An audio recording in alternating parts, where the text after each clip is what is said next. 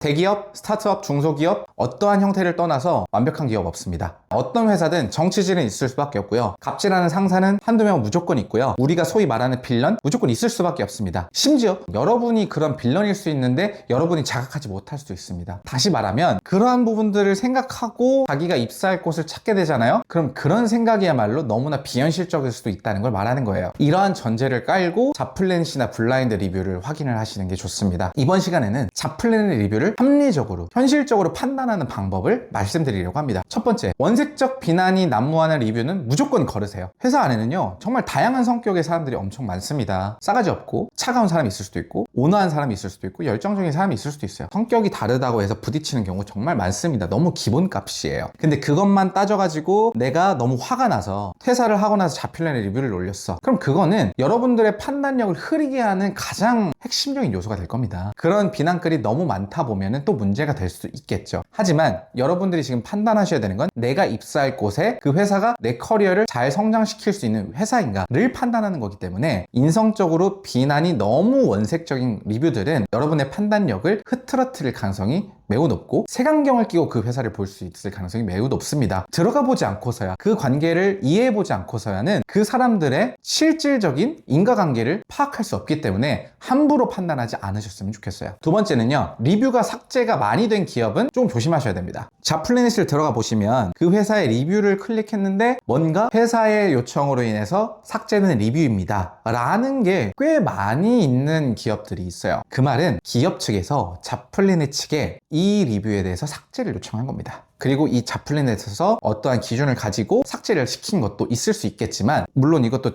단적으로 말씀드리긴 어려울 수 있겠지만 회사 입장에서 이미지를 고려해야 되잖아요. 이 채용시장에서의 이미지가 굉장히 중요하기 때문에 이 이미지에 어울리지 않는 리뷰라면 삭제를 요청할 수도 있다는 겁니다. 이 리뷰를 계속해서 삭제한다는 건 회사 입장에서 회사의 이미지만을 생각하는 거고, 회사가 객관화를 시키지 못하고 조직 문화를 발전시키는 좋은 리뷰까지도 거를 수도 있다라는 뜻으로 이해를 할 수 있거든요. 그래서 리뷰를 삭제하는 빈도수가 많은 기업들은 조금은 의심을 많이 해보시는 게 좋다는 거 말씀드립니다. 자, 세 번째는 굉장히 논리정연한 비판글이 있는 스타트업은 피하시는 게 맞습니다. 비판글이 많다는 것은 그 회사에 대해서 확실하게 판단을 이성적으로 하고 이 회사가 지금 현실적으로 처한 상황에 대해서 논리정연하게 써놓은 글이라는 뜻이거든요. 그래서 오히려 조금 더 색안경을 벗고 자신의 입장이 아니라 조금 더 객관적인 입장으로서 그 회사 안에서의 돌아가는 생리를 적어놓은 글이라고 판단을 하시면 돼요. 그래서 이런 글들은 한 번 더 곱씹어 보시고, 아, 이 회사가 이런 상황이구나, 이런 비판을 받을 수 있는 회사가 맞구나 라는 것을 한 번 더 인지를 하시면서 이 회사는 나와 맞지 않겠다, 아니면은 내가 바라고 있는 목적성과는 좀 다르다, 아니면은 이 비판은 내가 수용할 수 있고 이런 비판 정도는 내가 들어가서도 받아들일 수 있을 것 같다 라는 합리적인 판단을 할 수 있는 매우 유용한 리뷰입니다. 자, 네 번째는요, 현 직원이 아닌 전 직원들이 적은 리뷰들을 주로 보세요. 현 직원 리뷰가 왜 신뢰도가 떨어지냐면, 생각을 해보세요. 현재 근무하고 있는 사람들이 잡플래닛에 리뷰를 쓸까요?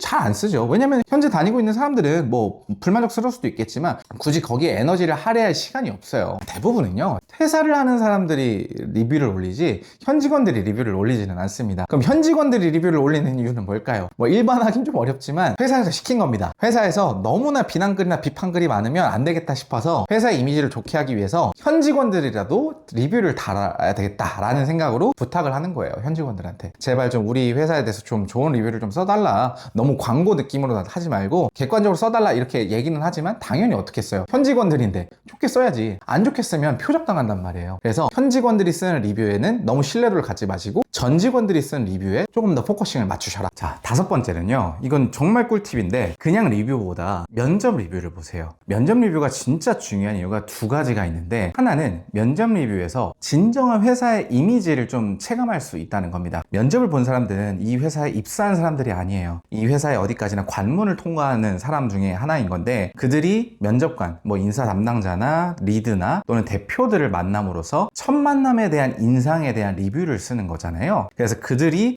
이런 인상을 가지고 있었고 이런 인상을 통해서 어떤 회사의 이미지를 갖추고 있는지를 느끼게 되었다. 이런 성격적인 부분을 체감할 수 있는 가장 좋은 효과가 있는 거거든요. 어느 정도 뭔가 이 안에서 입사한 이후에 인간관계가 형성이 되고 그 안에서 대화를 나눠서 시간을 좀 보낸 사람들끼리 느낀 점도 중요하겠지만 면접을 통해서 첫인상으로 어떤 판단을 하는 것도 굉장히 중요하잖아요. 그런 면에 있어서 면접 리뷰가 정말로 중요합니다. 두 번째는 이게 조금 더 효과적일 수 있는데요. 면접에 대한 준비를 더 잘 할 수 있어요. 내가 이 기업에 들어가고 싶은데 물론 면접에 대해서 어느 정도 일반적으로 정리되어져 있는 질문들이 있겠지만 그 질문을 떠나서 이 회사에서만 질문하는 이 면접관만 질문하는 특징적인 특별한 질문들이 있을 거잖아요. 그럼 근데 그런 정보들을 어디서 구하겠어요? 구하기가 쉽지가 않거든요. 그러면 가장 유일하다고 볼 수 있는 건 이 잡플래닛의 면접 후기입니다. 이 면접관은 이런 질문을 하더라. 1차 면접에서는 어떠한 질문들 위주로 하더라. 또는 대표는 이런 질문들을 하더라. 라는 특징적인 부분들을 캐치할 수가 있습니다. 그러면 여러분들이 이 회사에 만약에 면접을 보시게 된다 하더라도 이 리뷰들을 활용을 해서 이 질문들이 나올 것을 예상을 하고 또는 이와 유사한 질문들이 올 것이라는 걸 미리 준비를 해서 면접을 임한다면 훨씬 더 긴장감도 낮을 것이고 면접을 임할 때에 조금 더 효과적인 결과값을 도출해낼 수도 있을 것입니다. 잡플래닛의 회사 평점이나 리뷰의 내용들, 어떤 다른 정보들을 활용해서 자신의 커리어를 쌓아가는데 활용을 하시는 건 너무나 좋은 행동이라고 생각을 합니다. 하지만 그냥 단순하게 숫자만 보고 글들만 직관적으로 판단을 해서 자신의 커리어를 결정을 짓지 마시고요. 그 안에서 자신이 판단할 수 있는 판단성을 기르기 위한 기준점들을 좀 잘 만드시고 오늘 제가 말씀드린 5가지 기준을 통해서 리뷰들을 살펴보신다면 훨씬 더 합리적인 판단을 하실 수 있을 겁니다.